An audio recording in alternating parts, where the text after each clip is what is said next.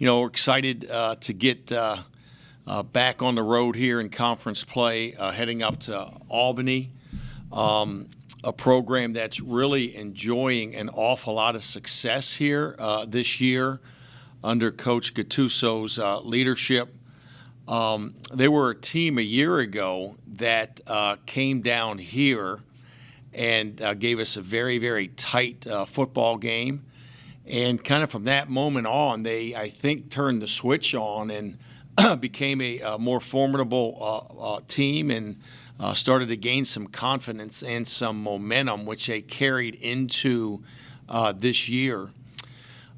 Depending on how you count their returning starters, they have 11 guys that have started last year. So in theory, you could probably say everybody is back on offense. Then defensively, they got 7 or 8. So it's a team that has been growing and developing, and they've been able to have some consistency in their schemes and in their philosophy.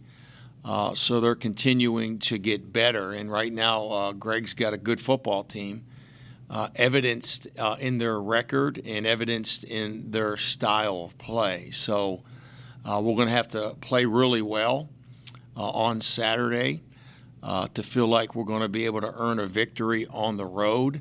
But we're certainly looking forward to and excited about this opportunity, and we certainly have high expectations that we will play well and we will find a way to win.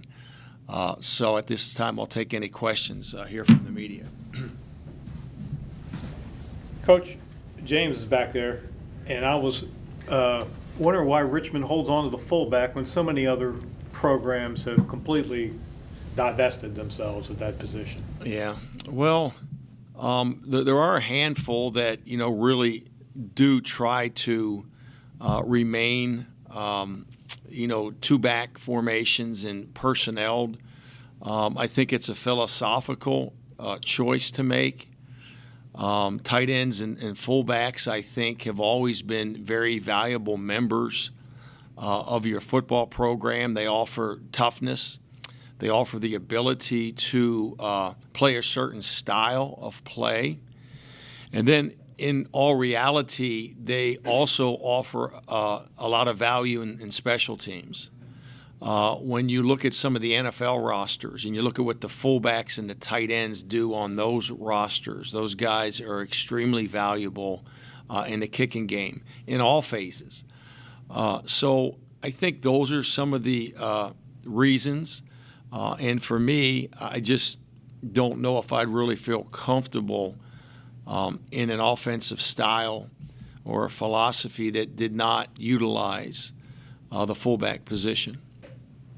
Yes, sir. You take lessons from the Stony Brook trip, which was really your first true road trip of the year, and this is the second one, kind of going to the same area, going to the same type school, going maybe into the same environment, or does that not factor into it? Oh, everything factors in. I think that, I don't know how many games I've coached in. Half of them have been on the road, so, I mean, there's a ton of them. You try to learn something from every trip that you make. I know John had asked a question, I think, on the CAA teleconference a little earlier in the week to that point. And the first difference is the timeline in the schedule. It's easy sometimes to maybe equate a geographical destination, but the timelines are totally different. So for me, it always starts with the timeline. When is the game being played? How are we going to get there? Is it a bus or is it a flight? How much time will my student athletes have from the time they get there to the time we kick off and start the game? So I think maybe so those variables are always moving targets, from game to game, from week to week.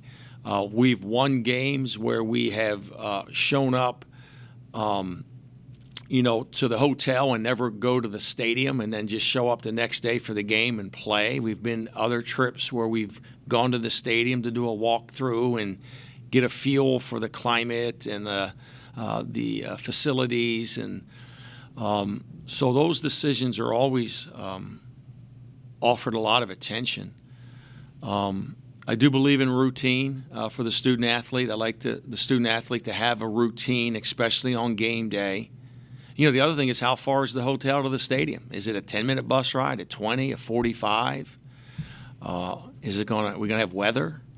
All these things factor in. I think one of the things that's different here is the reality that everybody knows that this opponent is good. 4-0 is 4-0. Being ranked, 16th in the country, 14th in the country, whatever it is a very real assessment of their program. So I told my team the other day, I said, I'm glad they're 4-0 and not 0-4, to be honest with you, because you're playing the same team when you get up there, and once the game starts. So it's better that we know that they're that good, and we will respond accordingly. And this game always comes down to the smallest of details in terms of determining the winner and the loser. You mentioned Greg Gattuso. Do your Penn State roots cross anywhere? Yeah. I didn't say this the last time we played them? I think you did, but Okay. this is like a year Check ago. your notes, John. Yeah. Go back to your notes. Yeah. Greg, I was a freshman at Penn State in '79, so it would have been probably the winter in '80 in January. Greg was visiting Penn State on his official visit, and I was his host. He came up from Seton LaSalle High School in Pittsburgh, and I was from Pittsburgh area. My brother Frank was also at Penn State. Frank was a year ahead of me. So I knew of Greg prior. We always knew the players that Penn State was recruiting, and then I had the opportunity to host him on his visit, for that weekend, along with my brother Frank, who had another prospect from Western Pennsylvania. So, I've known Greg for a long time, and I think the neat thing has been, since we both have remained in football and in coaching, we've had reasons to connect, whether it's at the convention, whether it's cross-referencing a common opponent, and in recruiting. Over the years, just going out on the road recruiting and seeing Greg when he was at Duquesne as the head coach. He had a 12-year run there. That was extraordinary, what he was able to do there. I like Greg, and he's doing a great job. And I said it the other day, he has a real clear vision of what he wants his team to look like and how he wants his team to play. And when his team plays that way, they're really good. They're a real hard team to beat. And, just like in any game, the hope is that we can play our game. And in us playing our game, that we can take them out of their game. And it's happened that way for us the last 2 times we've played them. Now, he's further along with his program, and they're better, But that's still the hope, is that, we can play our game, and in doing so, we force them out of their game a little bit and into more of out of their comfort zone. I think it was 2 years ago, you guys went up there. They were more of like a power running team. Last year they came down here, and maybe that was a function of you guys getting a huge lead. But as I remember, they were almost exclusively in the shotgun. And I think that's the game where David Jones had four interceptions. That's correct, yeah. So what are you expecting this year? Are we going to see a lot of running, or are we going to see a lot of passing? I think we're going to see a lot of running. Their running back is really, really good. I've been watching some good backs here this year. Some we've tackled better than others. This kid's really good. I was looking back through our Illinois State game from a year ago. I believe a boy's name was Coppage. I apologize if I was wrong on that, but he was good, and we tackled him. We tackled him consistently in that game. And I think, like in anything else you're doing, you have to understand what your opponent does well. And when you talk about a ball carrier, you got to understand what is his style and what's the most effective way to get him on the ground. So I kind of had this thought that he reminded me a little bit of this guy at Illinois State. So we pulled off, I think, 18 plays from that game a year ago at Illinois State for our players to look at and kind of see how we were able to capture him and leverage him and remain on the proper leverage side of the play, the cutback, everybody doing their job, staying in their gaps.